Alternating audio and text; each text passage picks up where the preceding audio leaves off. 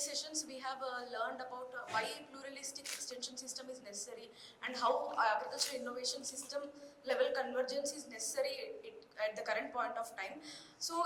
after listening from all the sessions, I thought of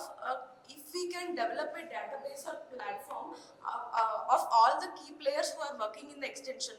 might be public, private or not-for-profit, all the organizations, if we can maintain a database or state level database who are working on which projects, all these database, it would be easy maybe to partner with or to, if anybody wants to work or partner with, if platforms like GFRAS can maintain the database, it would be easy to connect with them and do the public-private partnership.